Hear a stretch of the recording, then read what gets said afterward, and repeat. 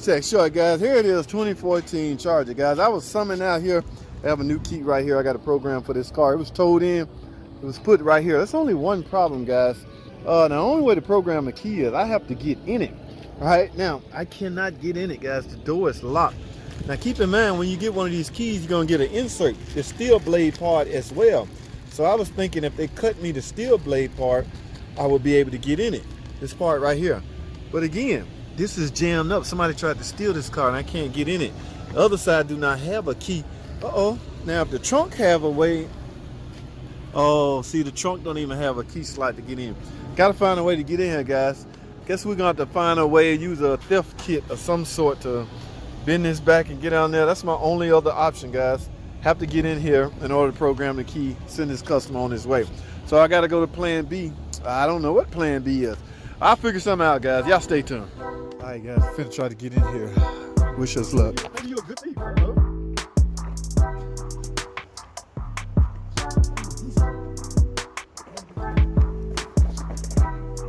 It's like a heart transplant thing. It blows up, doesn't it? Oh, come on, man. Vacation. We got too many hours. They had to shut him down. Somebody getting all that overtime. Yeah, they like that. People gonna break us. They gonna send us down. You reaching for the lock? The lock?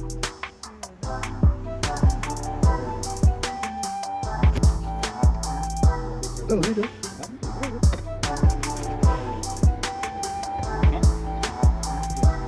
Oh, you almost got. Oh!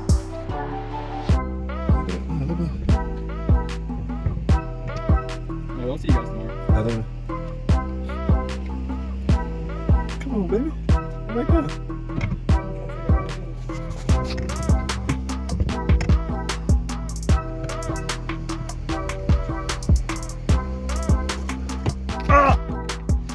Alrighty, guys, we in. All right.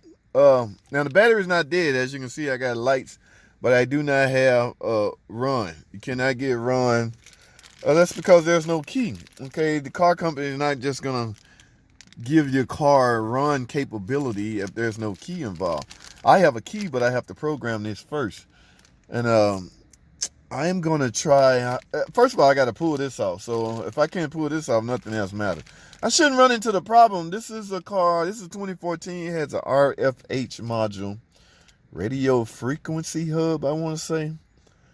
So that hub was giving a 4-digit PIN code that this key has to be programmed to. And a lot of guys always ask me, where do you get your code? The only place I know, guys, is any particular Chrysler, Jeep, or Dodge, Ram dealership, parts department. Now, will they just give you your code? I think you got to have proof of ownership or something like that. I'm not sure, but it's your code you're entitled to. And be careful, because the newer the car, the less likely your code gonna last. Like they call them rolling skim code. And the code's not gonna last forever. Like I said, it's depending on the year of the car. Like a 2012 model, that code is married to your car, so you can just keep it in the glove box. All right, so let me get this thing programmed. I don't even know if this car run, guys. Remember, it was towed in. Yes, I'm not afraid. I'm gonna try to upsell this. We didn't do no damage to the door trying to get in it. First, we had to get in it. All right, so I need my recording device to actually access the RFH module. And remember, guys, I said this before, I'm gonna say it again. This is a good feature that they put in place, because I don't know of any other way you could have done it. Imagine if you come to a car to program it and you must go into the run position. Okay, you have to go into the run position in order to program. That would be bad, because if that's the case, you need a key to get into the run position. If the key is lost, that point is irrelevant, right? Right.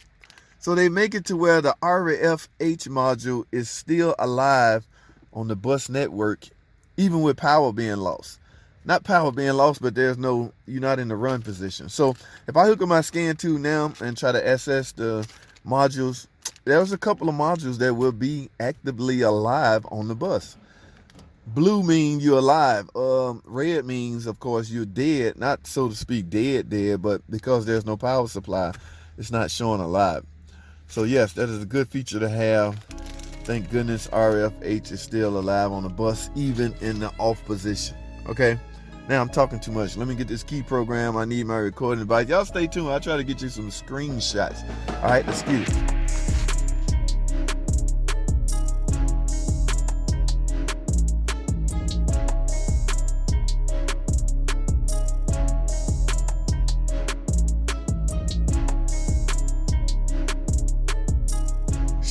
Well, guys, as you saw, key program successfully. Now, this is the first time I'm cranking it. Let me see if it'll start. Let me see if yeah, that worked. All right, here we go. Feet on the brake and starts. Not that I had doubts. It's just I didn't know it'll start. First time starting it since it was told here. I hear ticking. Can you say 3.6 pentastar maybe? Yep. Alrighty. Now, there was only towed in for a key, guys, but you know me and the rules here. We have to look this thing over, see if there's anything. That might be from it been sitting for a while. Remember, guys, if your car's set a couple of days, 3-4 days without running, all the oil will try to drain, by default, drain back to the oil pan. No matter what kind of anti-drain back valves attached to it, it's just nature. Over time, all of the oil that's in your heads and everything will make its way back to the oil pan. See, it's quieting down a little bit. So yeah, don't panic if you start your car 3 days later and it's making a ticking noise. All right, so let me go dry this thing. Oil filter adapter out, look like somebody just replaced that. So, hey, guys, look like we had some front end damage. That looked like a new cradle. So be careful what you dig into. It might, don't open up a can of worms. All right, that's all I have, man. Unless something else pop up. So let me go dry this thing. See what happens. Y'all stay tuned.